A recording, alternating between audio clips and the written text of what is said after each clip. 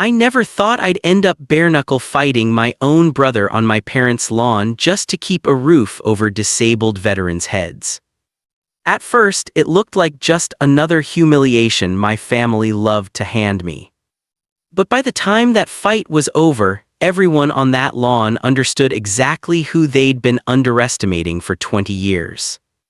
"You want $5 grand to save that dump full of your broken vets," Marcus sneered, flinging the check straight down onto the grass.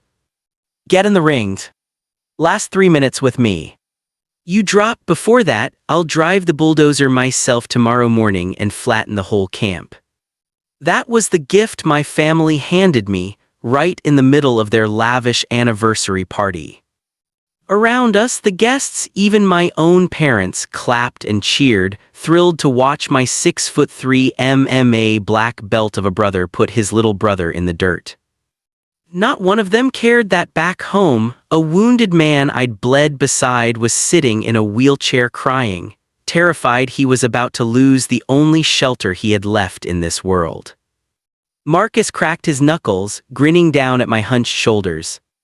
He thought he had 180 seconds to break a lamb. He forgot one thing.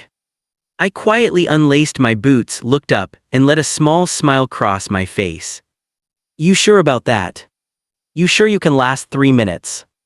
Before I tell you what happened next, if this story means something to you, hit subscribe. Let me know in the comments where you're watching from and what time it is right now. Standing on that manicured lawn, staring into my brother's cold, arrogant eyes, the smell of his cologne hit me like a physical blow and dragged me 20 years into the past. That exact sneer had haunted me since I was a kid, the sneer of a boy raised to believe he owned the world and that I was just the dirt under his shoes. Standing there barefoot in that imported grass, I felt the weight of the Hale family estate crash down on me all over again. The oak doors. The suffocating silence in those hallways. The permanent feeling of being a trespasser in my own house. He looked at me now exactly the way he looked at me then, like a broken toy he couldn't wait to finish off. The scared kid he used to torment had died a long time ago, buried under years of military discipline. But for one split second, that same old fear tried to climb back up my spine and tell me to submit, just like I always used to. When I was 15, the hierarchy in that house was already carved in stone. Marcus was the golden boy, untouchable. Every trophy, every reckless hit he landed on the football field got celebrated with some ridiculous banquet full of cheering guests. Meanwhile, my grades, my quiet wins, went straight into a drawer nobody opened. I learned early how to move through that mansion without making a sound. Speak up, get scolded for being too loud. Stay quiet, get ignored completely. I spent my teenage years buried in the library reading military history, hiding from the reality that nobody in that house actually wanted me around. I watched my parents groom Marcus into a bully and call it leadership. They were building a predator, and I was just the byproduct of their marriage. They never missed a chance to remind me I didn't have the instinct to carry the family name, comparing my quiet nature to his loud, destructive dominance like it was a character flaw. 2 years later, at 17, I lost the last illusion that this family would ever protect me.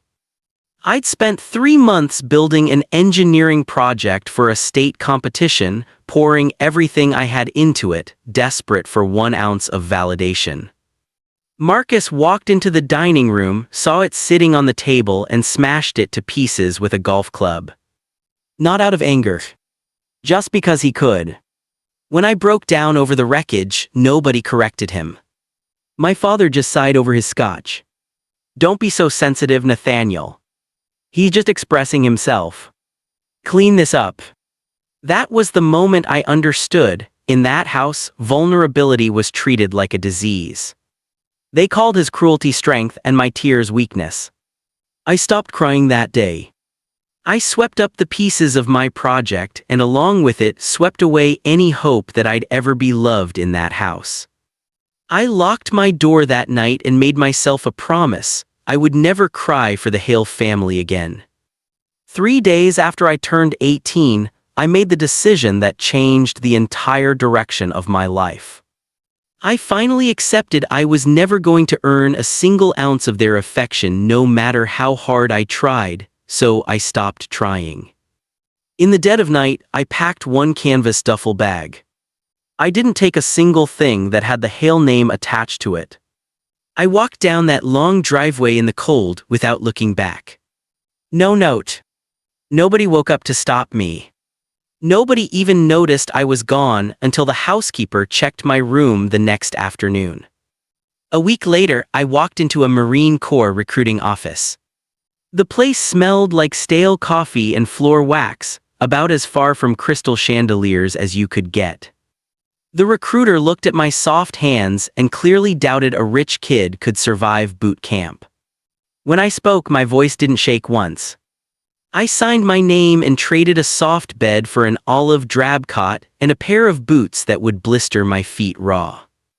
Watching that pen scratch across the enlistment contract, I felt something I'd never felt in that mansion: ownership of my own life. I wasn't just running from my brother's shadow. I was running towards something that would either destroy me or forge me into someone unbreakable. 6 months later, Paris Island tore me down to the studs and rebuilt me from the ground up.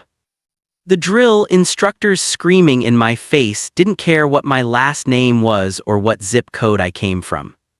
For the first time in my life, I was judged purely on grit and loyalty. Dragging a heavier recruit through the mud while live rounds cracked overhead, I realized something: my empathy wasn't a weakness. It was a weapon. Every mile I ran in the rain, I shed another layer of the invisible kid my family had made me. By the time they pinned that eagle, globe, and anchor to my chest, I wasn't a Hale anymore. I was a United States Marine.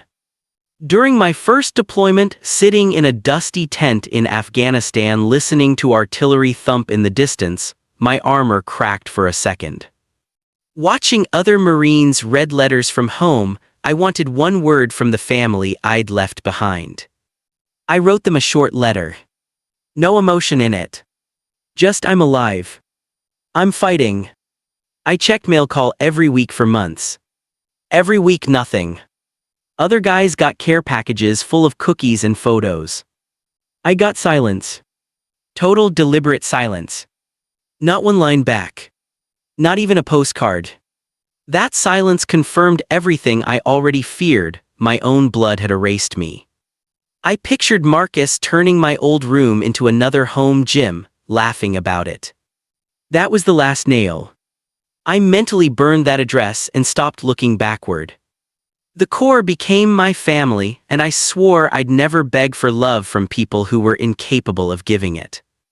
Over the next decade, I earned my officer bars through nothing but grit and a refusal to fail. Pinning captain's rank to my collar wasn't a career milestone, it was proof I was worth something. I learned to compartmentalize, turning my pain into cold, effective leadership that kept my Marines alive in some of the worst places on Earth. I was a fortress on the outside. Respected. Steady under fire. But underneath the medals, that same lonely kid was still bleeding somewhere. The gap between the respect I earned from strangers in combat and the disgust I got from my own blood never closed. I was a hero to men I bled with and a disappointment to the people who shared my last name. I carried that in silence, letting the discipline of the Corps hold my pieces together on the nights the memories got loud. But in that chaos, I finally found what my parents never gave me: real loyalty. We bled into the same dirt, shared water, shared fear. Nobody in that trench cared about your bank account. Survival was the only currency, and trust was everything. When the shooting started, the guys next to me put their bodies between me and shrapnel without thinking twice. That was family. Not blood, something deeper. It was on one of those deployments that I met Frank Doyle, guys just called him Preacher. A grizzled staff sergeant who'd lost his leg diving on an IED to save his squad. Even laid up in a hospital bed, all he cared about was whether his men were okay in the head. He became the father figure I never had. He taught me real strength isn't about crushing people like Marcus did, it's about absorbing pain so the people around you can stand back up. When the nightmares hit, Preacher was the one who talked me down. He gave me what my own parents refused to. Coming home after my last tour, I saw how this country actually treats the men who serve it, and it hit harder than any ambush ever did. I watched guys I'd fought next to, men who'd given everything, sleeping on sidewalks while people exactly like my parents stepped over them without a second glance. I watched a man in a $3,000 suit recoil from an amputee asking for change, completely blind to the fact that his comfortable life was paid for in blood he'd never spilled a drop of. The anger that had been sitting in me since childhood finally found a real target. I couldn't save my own family from themselves. But I could damn well make sure my brothers weren't thrown away too. 2 years ago, I made the decision that cut my last tie to a normal life. I walked into the bank, cashed out every dime of my savings, my combat pay, my pension, and bought a rundown farm on the edge of town. Preacher and I worked side by side, rebuilding collapsed cabins with our bare hands, fixing plumbing, clearing overgrown fields. We turned that dead patch of dirt into a sanctuary for veterans fighting PTSD, addiction, homelessness. I called it Liberty Ridge. No luxury. Leaky roofs, rattling heaters. But it was safe. A place to sleep, heal, and have a reason to wake up. Watching Preacher raise the flag on that new pole, I felt something close to peace for the first time, a home I built myself, far outside the reach of the Hail name. 3 weeks ago, we'd finally found our rhythm. Group therapy sessions running smooth. Garden thriving. First stretch in years where the nights weren't torn apart by someone's night terrors. Then the certified letter showed up.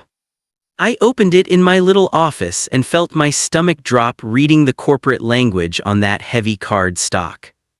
The bank had sold our loan to a shell company.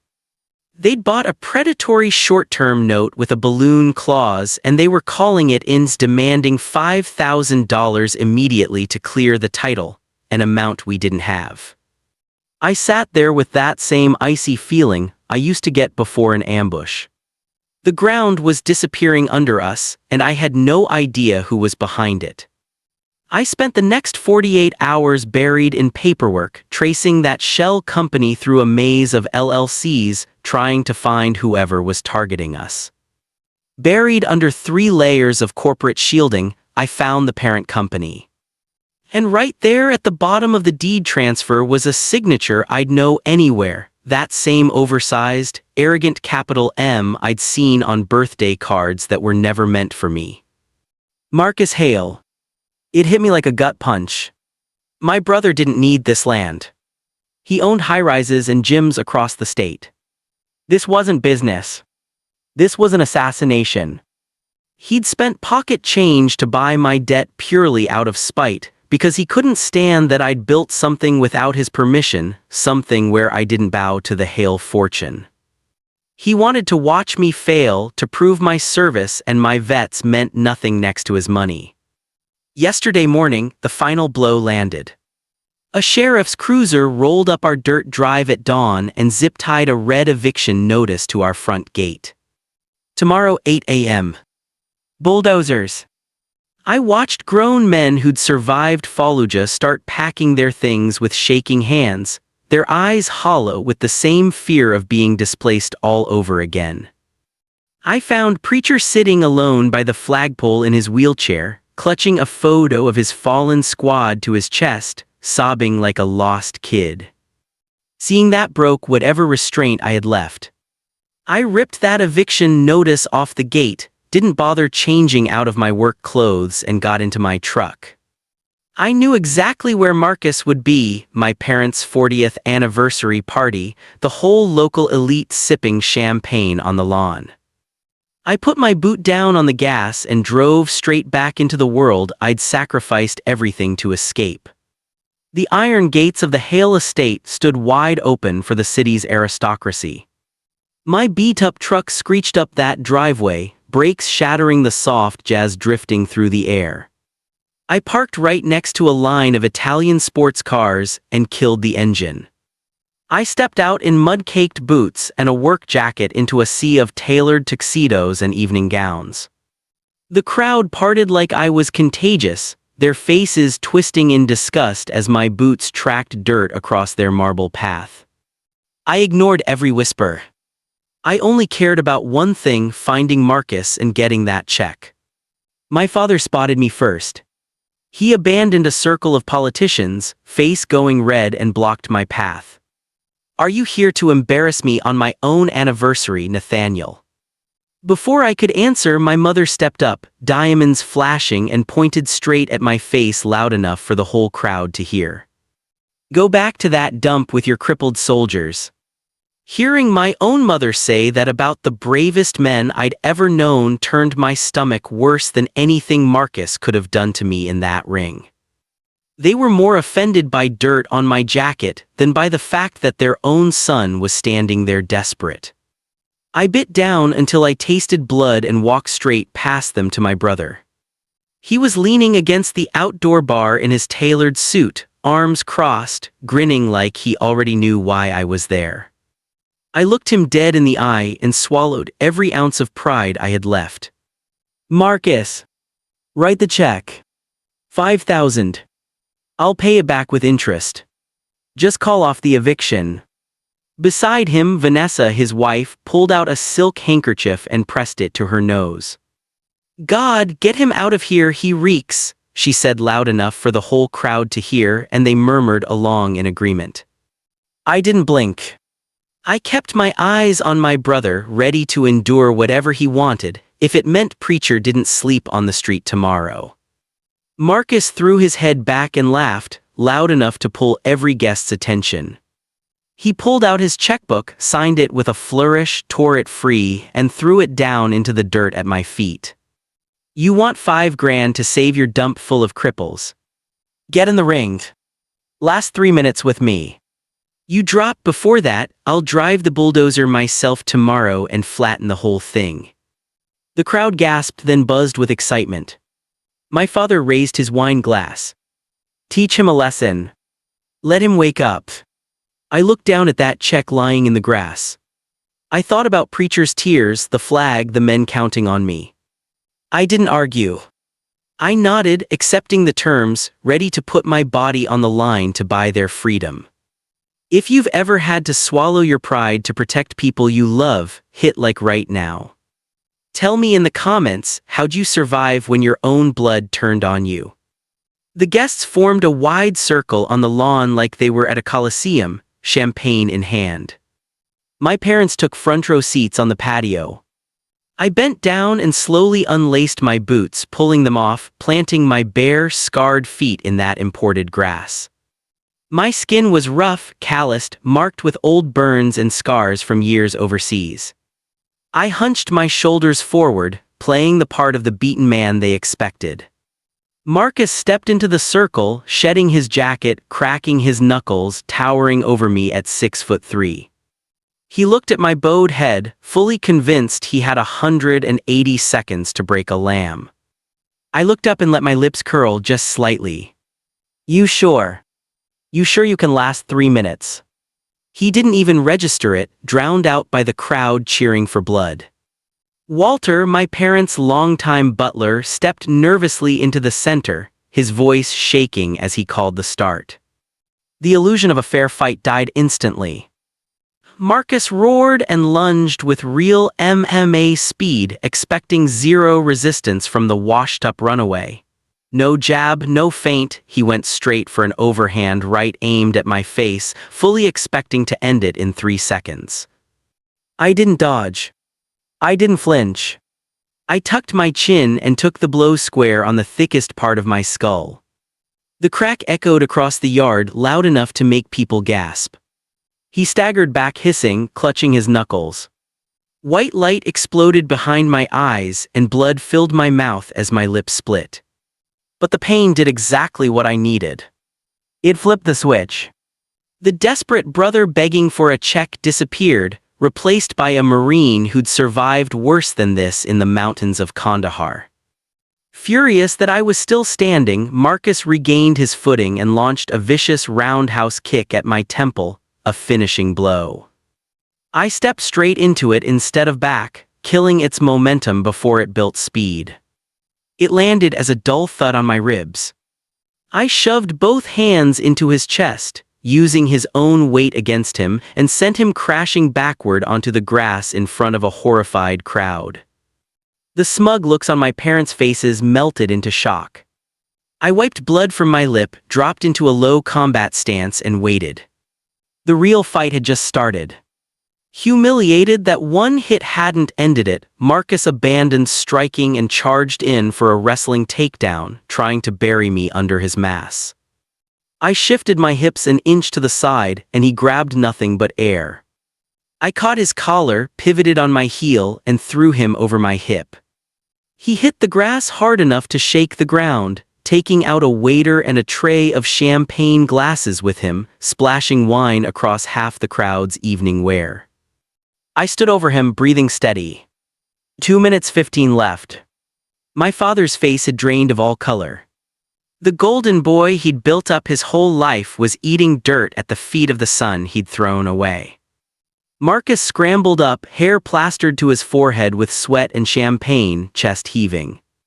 Realizing distance was suicide, he rushed in for a clinch and drove a cheap knee straight into my exposed side.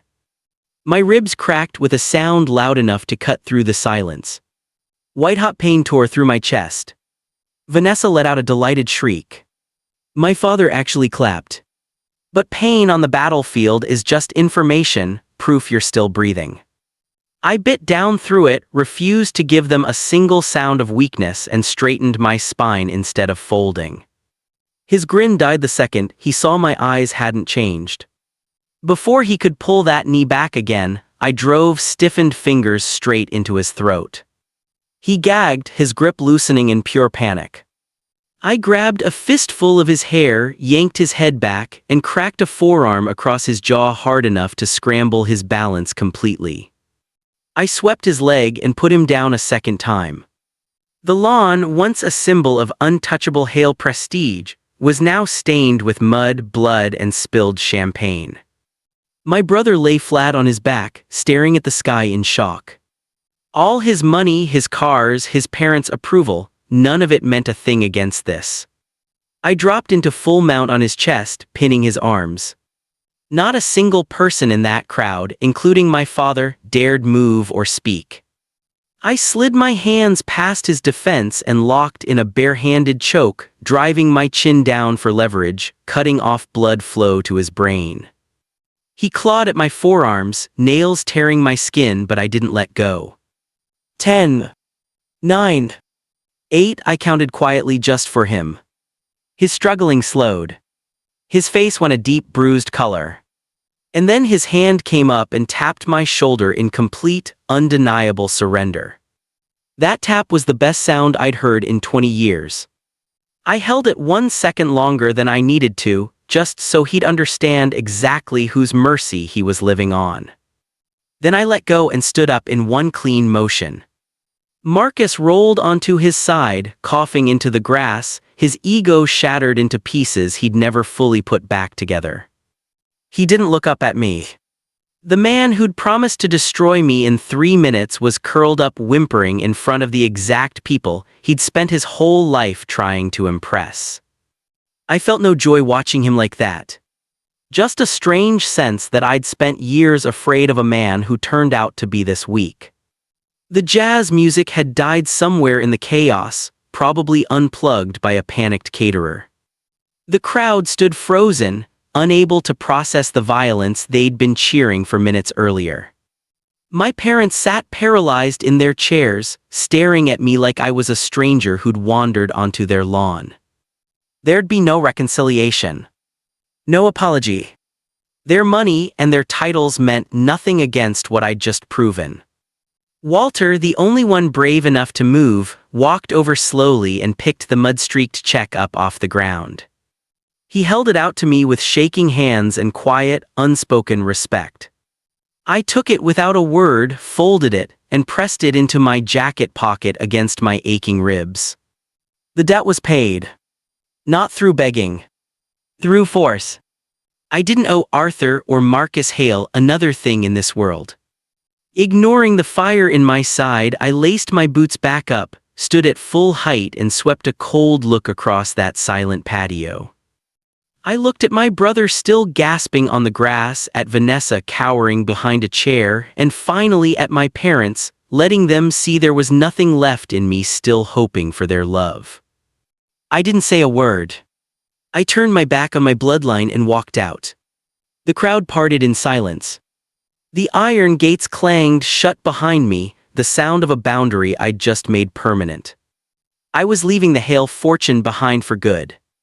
But for the first time in 36 years, I was walking away whole.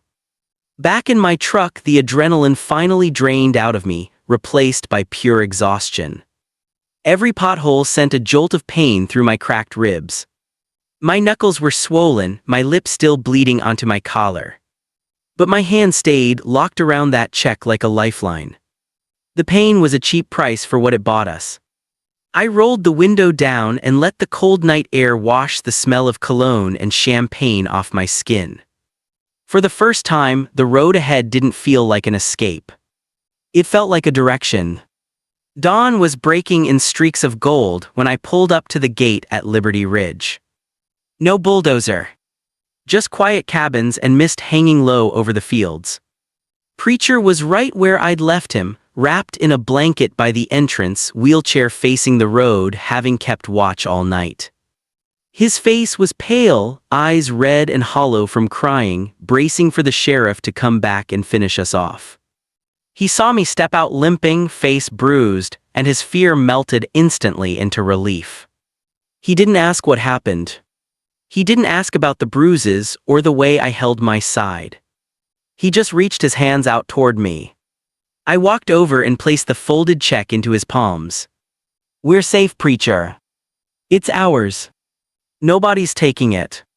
He looked down at that check, tears sliding down his face, and gripped my shoulder hard enough that I felt it through the pain.